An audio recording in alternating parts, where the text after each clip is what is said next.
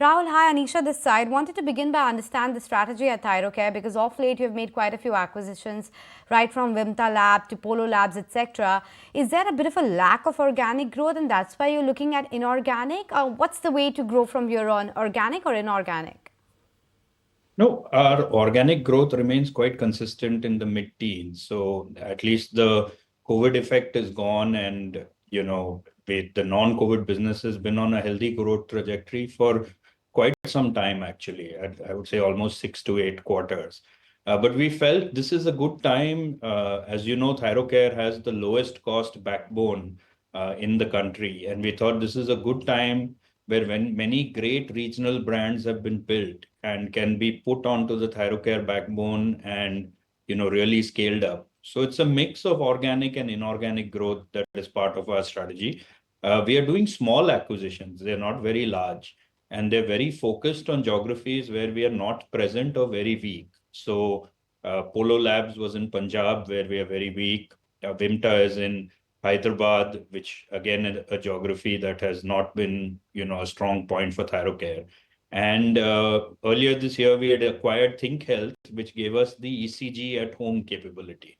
So it's either for a specific technology or for a specific geography that we're looking at M&A to give us a boost. But our organic growth momentum continues to be very strong, and I'm hopeful it'll continue in the next few quarters to come.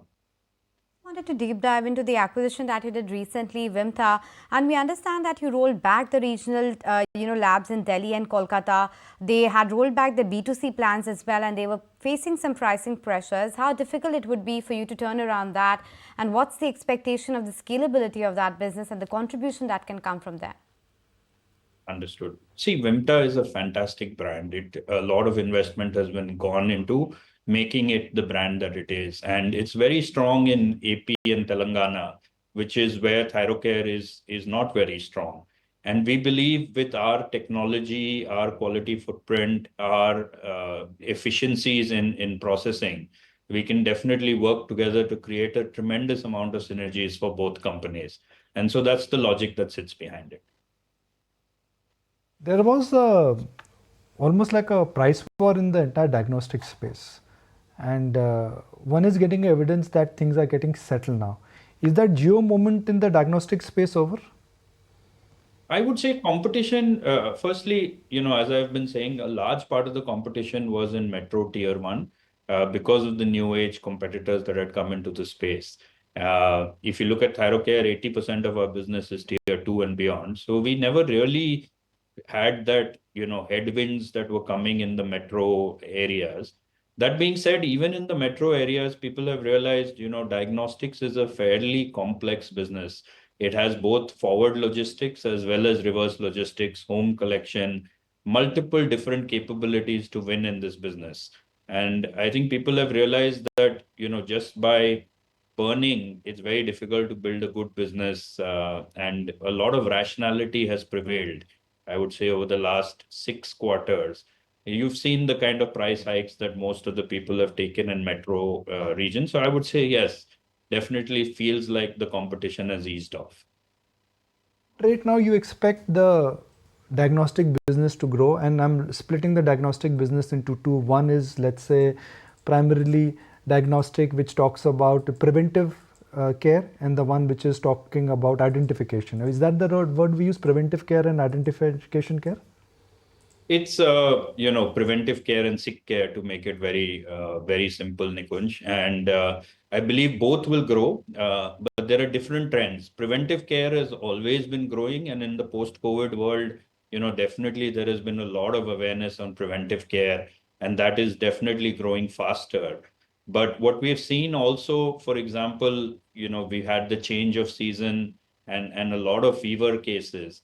A number of people actually doing fever checkups has gone up quite a bit. It's doubled over last year. And that's largely because now people no longer take fever, directly as a antibiotic, but actually get tested and want to know what kind of fever they're suffering for before they actually go ahead with their treatment. So we are definitely seeing that trend as well in sick care, where patients want to know more about what condition they're facing. And that's where our Janch packages are focused, and they're doing very, very well. You know, that's the other thing, because you've talked about, or rather, you already have those 29 labs across, the country. You've got one lab in Tanzania as well, and this is, of course, as of June 30th of this year. Wanted to understand, other than Vimta, where is it that you actually see your lab count going? Are you going to be looking at more international expansions, for instance? I think international, we are waiting and watching to see how Tanzania does before we, really push the pedal on that. Early results are quite encouraging, but, we want to see it through before we really push the pedal there. I think there are vast pockets of India where Thyrocare is still, not in the top three. For example, Gujarat, Rajasthan. And we are definitely looking for more and more opportunities in those geographies. And are you well funded for the expansions? Oh, absolutely. We have one of the best operating cash flow generation profiles in the industry. So we are well funded. I don't anticipate having to leverage to fund the acquisitions that we have planned. And before I let you go, Rahul, just wanted to get a sense from you. I don't know if it's very myopic and something around our area and MMR region, but it does seem like that cases of dengue, chikungunya, etc. are on the rise. And even monkeypox is something that we did find the first case in India. Are you ramped up for that? What's been the volume so far this quarter? Could you give us some more details? Yeah. So without going too much into the details, I would, at least from the data that we see, the fever season this year has, while has been significant, has not been as bad as last year. So I would say definitely the prevalence of dengue in July and August, at least the initial numbers show that it is lower than what we saw last year, particularly in the south region. So I would not panic at this point, that there is a pandemic around the infectious disease. It is a significant portion of testing during this quarter, but it is not as intense as it was last year. When it comes to, monkeypox, we have completed the validation. We are ready and geared up. We are waiting for the necessary approval so that we can start testing. Monkeypox currently is not yet in the private sector. It's largely in the government hospitals or the government sector. But we have done all the necessary homework to be ready for monkeypox whenever we get the approval.